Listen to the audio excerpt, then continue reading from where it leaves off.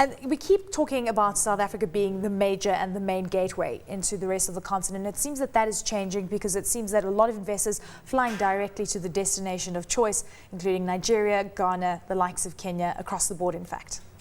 I think people are seeing there's a reduced need for a single gateway. I think the debate has shifted because people are able to easily get to other countries. There's more transport connections and so on. So people can go directly to market. But I think the concept of a single gateway is really something of yesterday. I think by the South African government is now looking at ways to better position South Africa, which is good. But I think we really are looking at South Africa more as a gateway to Southern Africa.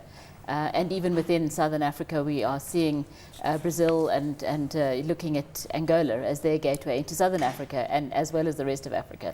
One of the drawing cards for South Africa, though, is the fact that we have very strong infrastructure, that, of course, we are a very strong link to the Southern African region and also to the rest of Africa. That is now rapidly changing because we're starting to see a lot of the economies investing in port infrastructure and infrastructure as a whole. Yes, there's a lot of, what you're getting is resources companies are doing a lot of building of infrastructure too, and they are going direct to market, these big mining and oil and gas companies. I think the continent is so large and it's quite inaccessible except by air. So it does make sense for people to look at options that aren't as far away from market as for example, Durban is, even within Southern Africa. I don't think we have very little access to West Africa, certainly in any real way beyond, there are business ties, of course, and very strong business ties, but people can do that from anywhere. We have got a lot of South African companies in West Africa, but there are many other companies from many other parts of the world who are not coming through South Africa to go there. We keep talking about South Africa being the economic powerhouse for the rest of the continent, and we're part of the BRICS nations. Do you think that title could be lost quite quickly if we do start seeing direct investment occurring between the nations that want to do business with the rest of Africa, and then perhaps losing the link and not coming through South Africa to invest in particular companies that have now a footprint on the rest of the continent? I think two strong things South Africa has in its favour, and one is the economy, because people want to invest in South Africa. It's not always a question of wanting to invest through South Africa, and possibly, with a huge competition now for business on the continent, people want to have a presence in other markets. So it's a question of having offices across Africa rather than in South Africa trying to run businesses in remote parts from South Africa. And but I do think our membership of the BRICS and G20, it is a very strong platform to keep ourselves relevant, certainly in a changing global order.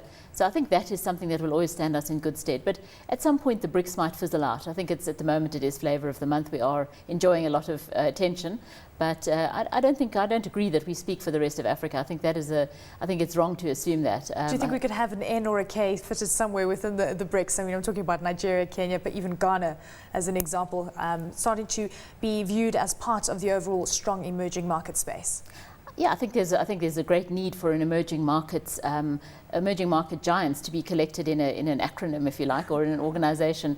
But everyone's got a different view of how that should be structured. And one of our selling points for the BRICS was that we were a sort of a gateway to Africa, and that we were somehow a spokesman for Africa. But that in the rest of Africa, that is not the view.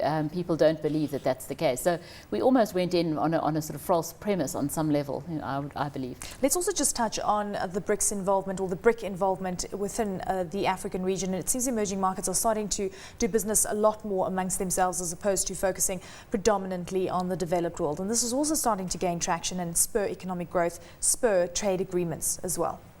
I think there's definitely a lot more emerging market, and it's coming. I think South Africa is still a gateway for countries that are quite new to coming into Africa, like Turkey, for example, or South Korea. So I think you're still going to have that for a while. People, what a big selling point for us is our expertise in Africa, the expertise of companies. A lot of foreign companies are looking for acquisitions of South African companies in the way we saw with Walmart and exactly, that have Massmart. a footprint on the rest of the African so they continent. can quickly increase their presence, their footprint, and their expertise in Africa by buying or hiring, South African expertise in companies and so on. So I think that's still a very strong selling point for us. Dianna, we have to leave it there. Thank you so very much for joining us.